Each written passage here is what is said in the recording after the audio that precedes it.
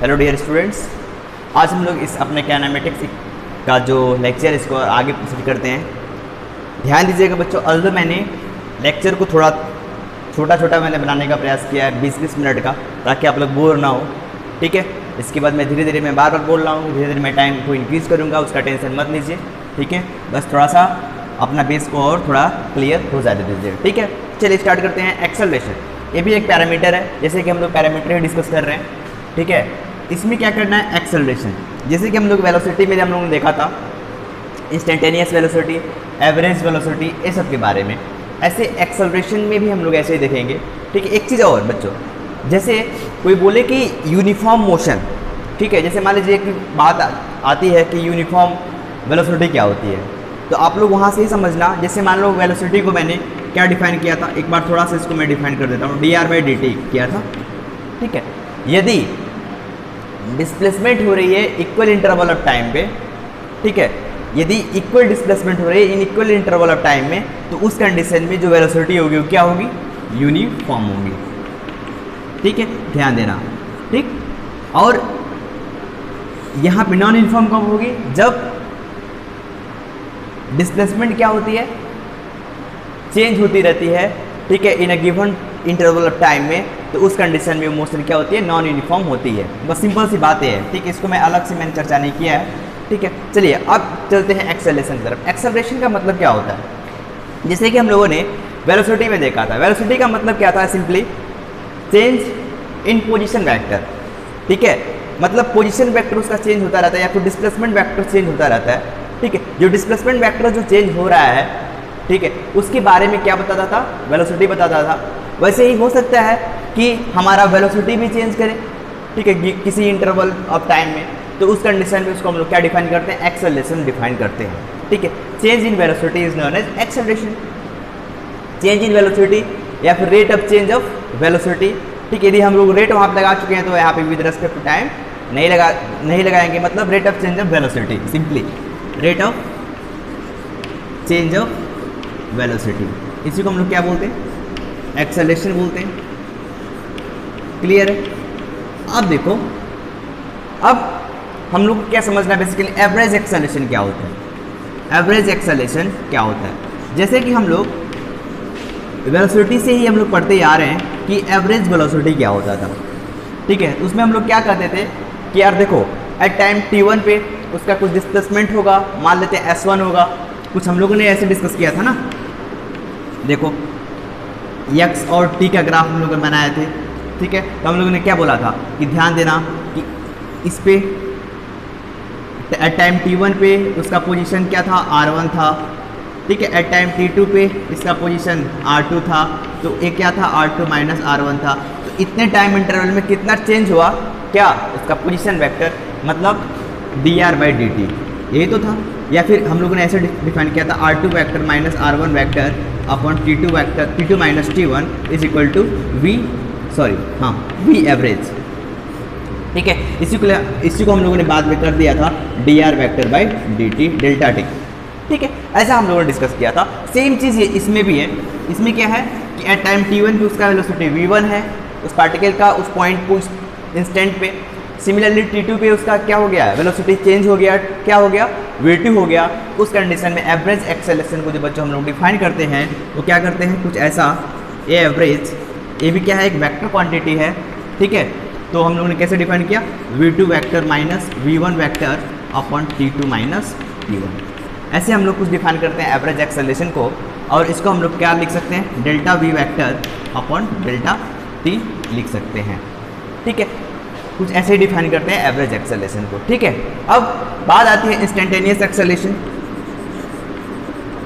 Instantaneous acceleration की, तो हम लोग क्या बोलते हैं कि देखो, यदि डेल्टा टी एकदम लिमिटिंग वैल्यू तक चली आती है, तो उस कंडीशन में डेल्टा वी भी अपने लिमिटिंग वैल्यू पे आएगी। और मैंने लिमिटिंग वैल्यू का मतलब समझा रखा था कि जैसे मान लो डेल्टा टी टेंड्स टू 0 बोल दिया, इसका मतलब कतई नहीं होता है कि delta T is equal to 0, ऐसा नहीं होता है। इसका मतलब ये नहीं होता है, ठीक है, कि delta T equal to 0, delta T tends to 0 का मतलब 0 तरफ टेंड करता है। तो उसका मतलब यदि 0 की तरफ टेंड करता है, तो इसका मतलब क्या हुआ, सिंपल एक इंस्टेंट की बात कर रहा हो, एक पॉइंट की बात कर रहा होगा, तो उस कंडीशन में जो हम लोग डिफाइन करेंगे वो क्या डिफाइन करेंगे बच्चों, इंस्टेंटेनियस एक्सेलरेशन। मतलब किसी एक फिक्स इंस्टेंट में जो उसका एक्सेलरेशन होता है उसी को हम लोग क्या बोलते हैं, इंस्टेंटेनियस एक्सेलरेशन बोलते हैं। और उस कंडीशन में जो हम लोग डिफाइन करते हैं इसको क्या, limiting value of this average acceleration is known as instantaneous acceleration बोल सकते हैं, नो डाउट। मतलब कैसा, limit delta T tends to 0, ठीक है, अब delta V by delta T, और दिस इज इक्वल टू क्या हो जाएगा, D we by D T. Clear है, ये क्या हो जाएगा बच्चों, D we by D T हो जाएगी। मतलब इंस्टेंटेनियस एक्सेलरेशन को सिंपली आप क्या बोल सकते हैं, एक्सेलरेशन बोल सकते हैं। जैसे कि मैंने डिफिनेशन में मैंने बताया है, rate of change of velocity, ये भी क्या है, rate of change of velocity है, ठीक है। ये क्या सो करेक्ट, मतलब one time derivative of what, velocity, ठीक है, is known as what, instantaneous acceleration, and this is nothing but simply what, acceleration, ठीक है। मतलब इंस्टेंटेनियस एक्सेलरेशन को हम लोग क्या बोल सकते हैं, सिंपल एक्सेलरेशन बोल सकते हैं, ठीक है। ये तो कहानी हुई किसकी, आपका इंस्टेंटेनियस एक्सेलरेशन की। अब थोड़ा सा और आगे प्रोसीड करते हैं बच्चों। हाँ, एक चीज़ और, डायमेंशन का बात करें तो क्या हो जाएगा, डायमेंशन, जैसे कि मैंने चर्चा नहीं किया है, बट थोड़ा सा इसमें देख लीजिए। डायमेंशन का मैं बात करूँ तो क्या हो जाएगा, dv मतलब वेलोसिटी है, वेलोसिटी का डायमेंशन क्या होता है, lt इनवर्स अपन dt, टाइम का डायमेंशन t, इसका मतलब l t माइनस 2, इसको क्या बोलते हैं, डायमेंशन बोलते हैं, किसका, एक्सेलरेशन का, ठीक है। अब थोड़ा सा और आगे प्रोसीड करते हैं, मतलब इसका फॉर्म्स क्या क्या होते हैं। एवरेज एक्सेलरेशन का जैसे हम लोग न्यूमेरिकल सॉल्व करते हैं या फिर कुछ भी हम लोग डिराइव भी करेंगे, तो वहाँ पे कौन सा फॉर्म अपने को यूज़ में आएगा वो थोड़ा सा देख लेते हैं। या फिर या फिर एक्सेलरेशन का कितने फॉर्म्स हो सकते हैं, ठीक है, मतलब डिफरेंशियल फॉर्म वैसे कर ले, ठीक है, डिफरेंशियल फॉर्म कितने हो सकते हैं उसको थोड़ा सा हम लोग चर्चा कर लेते हैं, ठीक है। इसको थोड़ा सा मैं इरेज करता हूँ। जैसे पहला एक्सेलरेशन को हम लोगों ने कैसे डिफाइन किया, ए वेक्टर, पहला इक्वेशन क्या था, a vector is equal to d we by D t था, ठीक है। इसको हम लोग क्या लिख सकते हैं, एक चीज़ और ध्यान दो, D we by D T is equal to D by D T, V को हम लोग क्या लिख सकते हैं, D X by D T या फिर D R by D T, कुछ भी हो, ठीक है, लिख सकते हैं, ठीक है। जहाँ पे x क्या है आपका, डिस्प्लेसमेंट वेक्टर है, नो डाउट, तो इसको आप लोग क्या लिख सकते हैं, D square x by D T square. Clear है, मतलब पहला फॉर्म ए हो गया, दूसरा फॉर्म आपका एक्सेलरेशन का ए हो गया, ठीक है। सिमिलरली कोई पूछिए तीसरा फॉर्म क्या होता है, तो आप लोग क्या बोलेंगे कि देखो भाई, a vector is equal to, अपने को क्या पता है कि a vector is equal to d we by D t पता है, तो मैं इससे क्या करूँगा, कुछ ऐसा लिखूँगा, D we by D T into D X by D T लिख सकता हूँ, D X by D X, D X by D X से मैंने क्या कर दिया, डिवाइड मल्टीप्लाई कर दिया, तो कोई इसके हेल्प पे कोई फ़र्क पड़ने वाला नहीं है। अब इसको मैं थोड़ा सा और इक्वेशन को, अब देखो D we by D X, D we by D X, या फिर डी टी को इधर लेकर आते हैं और इसको इधर लेकर आते हैं, मतलब D we by D X into D X by D T लिख सकते हैं ना, कोई फ़र्क पड़ने वाला नहीं है।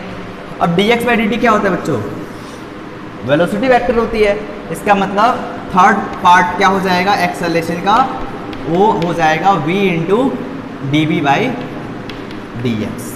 यदि वेक्टर के फॉर्म में लिखना है तो कुछ हम लोग ऐसे लिखेंगे, मतलब यदि मैग्नीट्यूड के बारे में लिखें तो v into D we by D X होगी। ये अपने आप अंडरस्टूड है कि एक्सेलरेशन क्या है, वेक्टर क्वांटिटी है तो उसमें बार बार एरो लगाने की कोई ज़रूरत नहीं है। तो acceleration equal to v into D we by D X लिख सकते हैं। मतलब तीन फॉर्म हो गए, पहला फॉर्म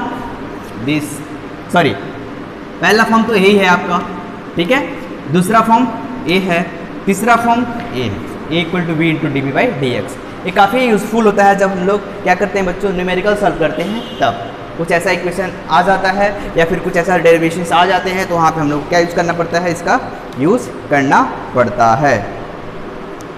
क्लियर है। अब देखो थोड़ा सा और आगे हम लोग प्रोसीड करते हैं, ठीक है, टाइम कितना होगा, चलो और भी टाइम है हमारे पास। अब इसके बाद अपने को क्या पढ़ना पड़ता है बच्चों, कि यूनिफॉर्म एक्सेलरेशन, जैसे कि मैंने बताया आप लोगों को कि यूनिफॉर्म वेलोसिटी को भी पूछे, इसका मतलब क्या होता है कि उतने टाइम इंटरवल में सेम डिस्प्लेसमेंट यदि कवर करता है तो यूनिफॉर्म है। सिमिलरली यूनिफॉर्म एक्सेलरेशन का भी मतलब है कि एक्सेलरेशन वेलोसिटी क्या हुआ, सेम हुआ, कांस्टेंट हुआ, ठीक है। तो उस कंडीशन में क्या होगा, उतने टाइम इंटरवल में तो उसका हम लोग क्या बोलेंगे, एक्सेलरेशन क्या बोलेंगे, यूनिफॉर्म एक्सेलरेशन से वो चल रहा होगा। मतलब ध्यान से देखो, इसको मैं रेज करता हूँ। एक चीज़ यहाँ पे ध्यान देना कि जैसे मानो कि ये पॉइंट है, कोई ए है, बी है, सी है, डी है, ठीक है, क्लियर है। अब T1 है, T2 है, T3 है, T4 है। यदि स्पीड यहाँ पे क्या हुआ, इतने टाइम इंटरवल में 5 मीटर पर सेकंड हुआ, और इतने टाइम इंटरवल में भी 5 मीटर पर सेकंड हुआ, और इतने टाइम इंटरवल में भी 5 मीटर पर सेकंड हुआ, इसका मतलब हम लोग क्या बोलेंगे कि ये क्या है, यूनिफॉर्म एक्सेलरेशन से चल रहा होगा, मतलब इतने टाइम इंटरवल में, ठीक है। यदि ये डिस्टेंस होगा 5 मीटर इतने टाइम में, 5 मीटर इतने टाइम में, 5 मीटर इतने टाइम में, मतलब ये यूनिफॉर्म वेलोसिटी से चल रहा होगा, ठीक है। तो मतलब यही है यूनिफॉर्म का लिटरल मीनिंग, ठीक है। अब थोड़ा सा इक्वेशन ऑफ मोशन हम लोग देखते हैं, ठीक है। इक्वेशन ऑफ मोशन क्या होता है, फिर मोशन या फिर मोशन इन स्ट्रेट लाइन, ठीक है। इक्वेशन ऑफ मोशन इसको हम लोग डिराइव कर चुके हैं, इनफैक्ट कहाँ पे, क्लास 9-10 में हम लोग जब वहाँ पे लॉज ऑफ मोशन पढ़ रहे थे तो उस टाइम हम लोग शायद इसके बारे में हम लोगों ने चर्चा किया होगा। बट थोड़ा सा मैं इसको दूसरे तरीके से मैं मतलब डिराइव करने का प्रयास करता हूँ, ठीक है। जो उसके पहले आप लोगों ने जैसे मान लीजिए v = u + at, s = ut + ½ at square, v² = u² + 2as, ये सब जो इक्वेशन था ये आप लोग वहाँ पे जो डिराइव किए थे, मतलब सिंपल फार्मूला शायद पढ़े होंगे, ठीक है, बट डेरिवेशन शायद नहीं पढ़े होंगे, ठीक है।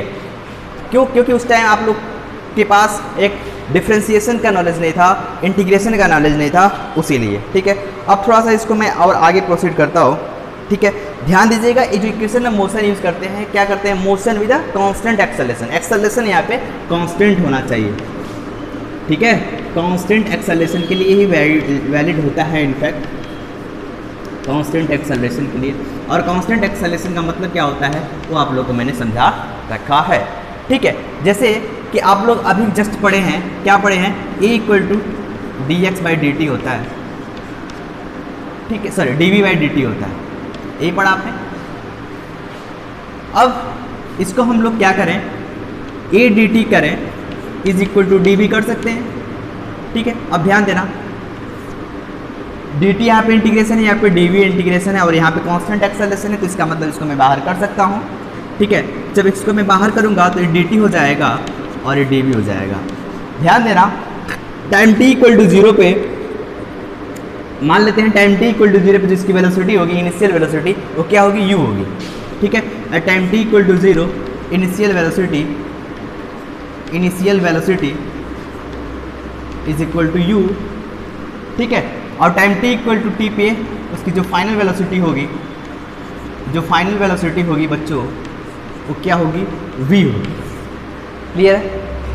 यदि कुछ सिचुएशन अपने पास ऐसा है तो हम लोग क्या करेंगे, टाइम t = 0 पे इसका इनिशियल वेलोसिटी u होगा, एट टाइम t = t पे इसका फाइनल वेलोसिटी v होगा, ठीक है। अब इसको इंटीग्रेट करें तो a × t होगा, और लिमिट 0 to t होगा, और यहाँ पे v होगा, और लिमिट u to v होगा, ठीक है। और आप लोग इंटीग्रेशन के बारे में आप लोग को पता है अच्छी तरीके से, तो हम लोग इसमें क्या करेंगे बच्चों, a × फाइनल लिमिट माइनस क्या, इनिशियल, तो a × t, तो a × t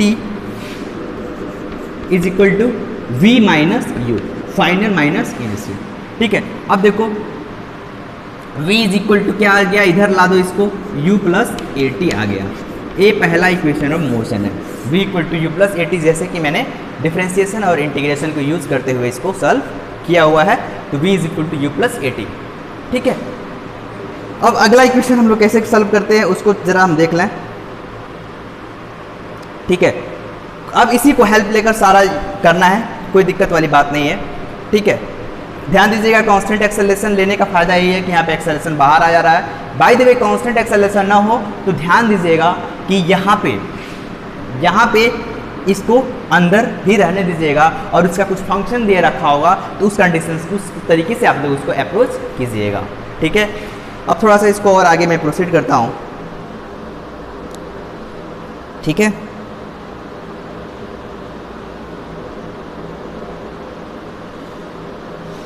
चलो अब इसको इरेज करता हूँ। ये तो पहला था, दूसरा क्या हो जाएगा। अब इसी को हेल्प करके मैं दूसरा भी सॉल्व करूंगा। ध्यान देना, v इज इक्वल टू क्या होता है, u प्लस ए टी है ना। v को मैं क्या लिख सकता हूँ, dx बाई डी टी लिख सकता हूँ। dx by D T is equal to u plus A T हो गया। ठीक है, अब इसको क्या मल्टीप्लाई करते हैं तो dx is equal to u into D T plus A T into D T. Clear है, अब वही इंटीग्रेट। ठीक है, अब ध्यान दो, dx का इंटीग्रेशन क्या हो जाएगा, आपका x हो जाएगा। ठीक है, u plus A T into D T. ठीक, अब इसको मैंने क्या किया, अलग अलग किया है। अब ध्यान देना, सारा टाइम पे है तो इसका मतलब t इक्वल टू 0 से स्टार्ट करना होगा। t इक्वल टू 0 से स्टार्ट करके t इक्वल टू टी तक स्टार्ट करना होगा। और t इक्वल टू 0 पे कोई डिस्प्लेसमेंट नहीं होती तो 0, और ये क्या हो जाएगा, मान लेते हैं s होता है फाइनल, मतलब t इक्वल टू टी पे इसका डिस्प्लेसमेंट मान लेते हैं s चला जाता है। तो उस कंडीशन में क्या हो जाएगा, देखो लो। अब इसको इंटीग्रेट करो, इसका इंटीग्रेशन x होगा, limit 0 to s is equal to u into, ध्यान देना u क्या है, कांस्टेंट है, इनिशियल वेलोसिटी अभी, तो u को बाहर करेंगे और टाइम t इक्वल टू 0 और t इक्वल टू टी तक चलेंगे और प्लस ये बाहर आ जाएगा, कांस्टेंट है, t डी टी मतलब टी स्क्वायर बाई 2। क्लियर है, 0 टू t। अब इसको थोड़ा सा और आगे प्रोसीड करें तो final minus initial s minus 0 तो s ही होगा, this is equal to U T होगा प्लस 1/2 ए टी स्क्वायर। ये दूसरा equation of motion, s is equal to U T plus half A T square. ठीक,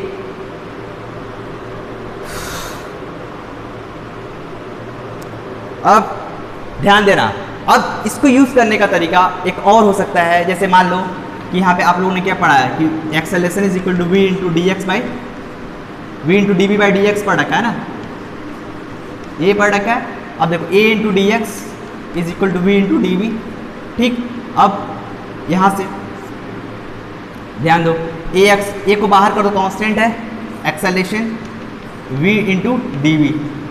ठीक, अब टाइम t इक्वल टू 0, अब x है ना, x डी एक्स होना चाहिए, a इंटू, ध्यान दो एक मिनट, थोड़ा सा इसको मैं कुछ और तरीका ढूंढने, देखो इतना तो हो गया, इतना समझ में आ गया। अब मैं इसको देखो दूसरा तरीका मैं क्या यूज कर रहा हूँ, a into V into D we by D X, तो a into D X is equal to V into D V. ठीक है, अब x इक्वल टू 0 से हम x तक जा रहे हैं और x इक्वल टू 0 मान लेते हैं, इसका इनिशियल वेलोसिटी u होगा और ये v होगा। क्लियर है, अब देखो ये बाहर हो जाएगा। ठीक है, dx तो क्या हो जाएगा, dx का इंटीग्रेशन x होगा तो s ले लो। ठीक है, फाइनल डिस्प्लेसमेंट s ले लेते हैं। ठीक है, इसके भी स्टैंडर्ड होता है थोड़ा सा। अब v स्क्वायर बाई 2 u से v तक। ठीक है, ध्यान देना, दिख रहा है, चलो दिख रहा है। अब यहाँ से as is equal to V square by 2 minus U square by 2, limit मैंने रख दिया है, तो 2as is equal to V square minus U square. तो यहाँ पे V square is equal to U square plus 2as। ये थर्ड इक्वेशन ऑफ मोशन, 3 हो गए, एक v equal to U plus A T, दूसरा s is equal to T plus half A T square, तीसरा v square is equal to U square plus 2as। जो दूसरा वाला आया हुआ है इसको यूज करके आया हुआ है, ध्यान दीजिएगा, इसी को यूज करके हम लोग इसको भी प्रूफ कर सकते हैं। ठीक है, लेकिन मैंने उसको, जो मैंने एक्सेलरेशन का तीसरा फॉर्म होता है उसको यूज करके मैंने किया है, बट इसको आप लोग क्या यूज कर, इसको भी यूज करके आप लोग कर सकते हैं। ठीक है, अभी मैं कैसे करते हैं उसको मैं दूसरा मेथड में बताता हूँ। ठीक है, ये तीसरा इक्वेशन ऑफ मोशन, इसको आप लोग देख लीजिएगा, सिंपल डिफरेंशिएशन इंटीग्रेशन यूज करके। ठीक है, अब ध्यान दो, अब इसको भी मैं इसी को यूज करके मैं क्या प्रूफ कर सकता हूँ, V square is equal to U square plus 2as proof कर सकता हूँ। कैसे कर सकता हूँ, इसको स्क्वायरिंग ऑन बोथ साइड कर दो। ठीक है, जैसे 8 9th में आप लोग करते थे, तो V square is equal to U square plus A square T square plus 2u a t। ठीक, V square is equal to U square plus ध्यान दो, 2 से इसको कॉमन ले लो और 80 कॉमन आ जाएगा, ठीक है। उसके बाद यहाँ पे क्या बचेगा, 1/2 करोगे और यहाँ पे 80 हो जाएगा, ठीक। 2 सिंपल 2 कॉमन ले लो, सिंपल 2 कॉमन ले लो आप, ठीक है, सिंपल 2 कॉमन ले लो, ठीक। यहाँ पे सिंपल 2a कॉमन ले लो, 2a कॉमन ले लो तो क्या हो जाएगा, 80 हो जाएगा, 80/2, समझ में आ रहा है। देखो 2 कैंसल, a² t², 80², ठीक, प्लस 2a मैंने कॉमन लिया तो ut होगा, तो ध्यान दो u² प्लस 2a, देखो ut प्लस हाफ at² क्या होता है, s होता है, v², तो v² = u² प्लस 2as, यहाँ से भी प्रूफ हो गया, तो ये बड़ी बात नहीं है। सिंपल यहाँ पे क्या लगा है, 2 इक्वेशन मोशन, एक v = u प्लस at, दूसरा s = ut plus half at² use करके भी हो गया है। दूसरा मेथड क्या है, मैंने इस मेथड, मतलब ये वाला मेथड भी बढ़िया है और ये वाला मेथड भी बढ़िया है, लेकिन आप लोग क्लास 11 में पहुंच चुके हैं तो ये वाला मेथड ज़्यादा प्रीफर कीजिएगा, ठीक है। ये तो ही बात एक्सेलरेशन, कांस्टेंट एक्सेलरेशन जब हो तो इक्वेशन ऑफ मोशन हम लोग कैसे यूज़ करते हैं उसके बारे में, ठीक है। अब आप लोग का न्यूमेरिकल का डिस्कशन स्टार्ट होगा, ठीक है। अब यहाँ से अच्छे अच्छे न्यूमेरिकल्स बनेंगे, ठीक है, जो कि मैं अब डिस्कस करा दिया करूँगा, क्लियर है। ध्यान देना एक चीज़ और, आप लोग का असाइनमेंट डिस्कशंस के लिए, जैसे मान लो कि लेक्चर्स जो भी हैं उसके लिए अब न्यूमेरिकल्स दूंगा और न्यूमेरिकल्स को अलग से मैं डिस्कस करूंगा, और वो जो मैं डिस्कस करूंगा वो जूम के थ्रू करूंगा। यहाँ पे सिंपल मैं यूट्यूब पे जो डाल रहा हूँ वो सिंपल मैं क्या कर रहा हूँ पता है, मैं सिंपल सिर्फ थ्योरी डाल रहा हूँ, ठीक है, ताकि वहाँ से आप लोगों का कॉन्सेप्ट क्लियर हो जाए। सिर्फ कॉन्सेप्चुअली वहाँ पे आप लोग को बता रहा हूँ, ठीक है, बट अभी वहाँ पे मैं न्यूमेरिकल्स नहीं बता रहा।